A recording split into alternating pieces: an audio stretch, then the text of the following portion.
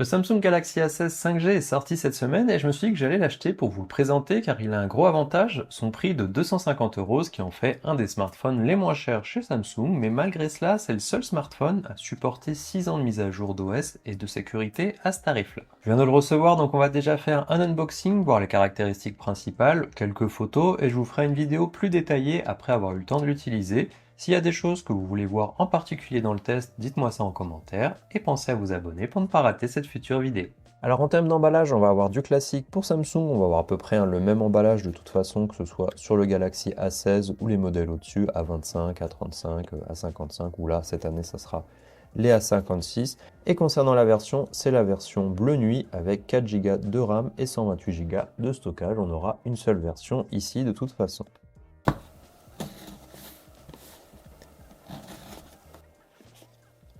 À l'intérieur, on a donc un éjecteur de carte SIM et de carte SD, parce que ici on pourra avoir du stockage via micro SD. On a un câble USB-C vers USB-C, de la documentation et un petit guide pour commencer à l'utiliser, si jamais, pour savoir comment mettre la carte SIM à l'intérieur. Avec ça, on a bien sûr le smartphone, qui est dans une espèce de papier, j'imagine pour le côté un petit peu écologique. Et voici donc le smartphone. Comme vous le voyez ici, je l'ai pris en version bleu nuit, tout simplement parce que c'était la version qui était disponible directement en magasin, en tout cas à la Fnac. Après, on va aussi pouvoir l'avoir en version turquoise et en version grise. Celles-là, elles n'étaient pas encore disponibles, mais je pense qu'elles seront disponibles dès la semaine prochaine, en tout cas pour tout ce qui est livraison. Sinon, par rapport à ce smartphone, on voit qu'on reprend le design de cette série A. On a à peu près le même design à peu près chaque année. On va avoir ce petit renfort qui ressort ici sur le côté au niveau du bouton power et des boutons volume. Visiblement ici, on a aussi un lecteur d'empreintes à l'intérieur. On verra ça juste après. On va avoir ici les 3 modules photo. Donc ici, on va avoir un module de 5 mégapixels ultra grand angle, un capteur principal de 50 mégapixels et un capteur macro de 2 mégapixels. Je vous affiche aussi quelques photos que j'ai pu prendre avec les différents capteurs pour vous donner une idée de ce que ça donne. Bien entendu, sur ce type de smartphone, de façon générale, on va surtout privilégier le capteur principal. C'est celui qui aura la meilleure qualité dans tous les cas. Après, pour l'ultra grand angle ou le capteur macro, bien entendu, avec 5 mégapixels et 2 mégapixels, ça ne sera pas forcément le plus intéressant à utiliser. Et de ce côté-là, le capteur selfie, comme vous le voyez, avec cet effet goutte d'eau qui n'est pas forcément très récent, on va dire, ça date un petit peu, maintenant on ne le fait plus vraiment. Ici, on voit qu'on a un écran de 6 pouces 7, c'est un écran AMOLED avec un taux de rafraîchissement de 90 Hz, donc ça c'est très bien. Après, on voit que le menton est quand même un petit peu imposant. Je pense que c'est mieux que l'année dernière sur le A15 justement, mais ça reste quand même imposant par rapport à d'autres modèles. Sinon, les bords sur les côtés sont plutôt fins, on va dire. Sinon, en termes d'épaisseur, celui-là, il va faire 7,9 mm pour un poids de 200 grammes, ce qui reste assez classique. Comme vous le voyez ici, il n'y a pas de haut-parleur sur le dessus, donc a priori, on n'aurait pas de stéréo. Et sinon, le smartphone est IP54 pour résister aux éclaboussures. Si on regarde le reste du téléphone, donc comme je vous l'ai dit, les boutons volume et power. Sur le côté gauche, le tiroir pour mettre la carte SIM et mettre aussi, pourquoi pas, une micro SD. On va pouvoir augmenter le stockage jusqu'à 1,5 Tera.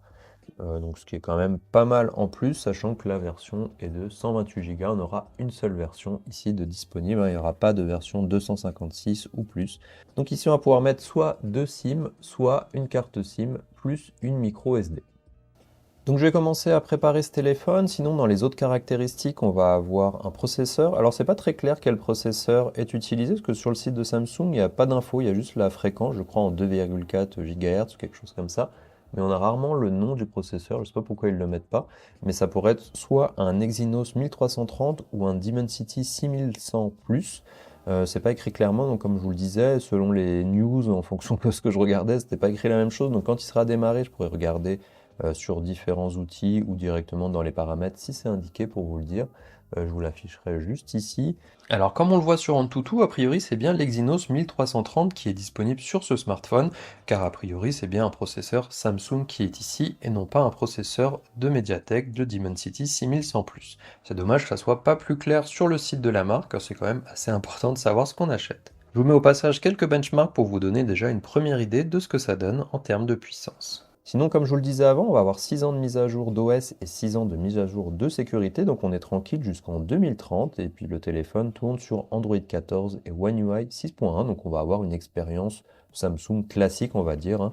On va pouvoir connecter les différents appareils de la marque, pouvoir avoir la même chose qu'on aurait sur un smartphone peut-être un petit peu plus cher de chez Samsung, peut-être pas aussi plus cher que la série des S quelque chose, on n'aura pas d'Ex par exemple dessus, mais c'est pas grave, hein, du coup ça permet quand même d'avoir quelque chose d'assez intéressant. Un autre point, c'est la batterie. Ici on aura une batterie de 5000 mAh et une recharge de 25 watts, mais comme vous l'avez vu, on n'a pas de chargeur fourni avec, donc il faudra l'acheter en plus si on souhaite en profiter. Parce que si on utilise un chargeur qui n'est pas forcément de Samsung, des fois les temps de chargement sont un petit peu plus lents. Alors concernant le prix, comme dit en intro, il est vendu au prix de 250 € en France dans une seule version 4 Go de RAM et 128 Go de stockage. Personnellement, je l'ai pris à la Fnac car il était déjà en stock en magasin, mais on le trouve sur Boulanger, le site Samsung, chez les différents opérateurs ou encore sur Amazon.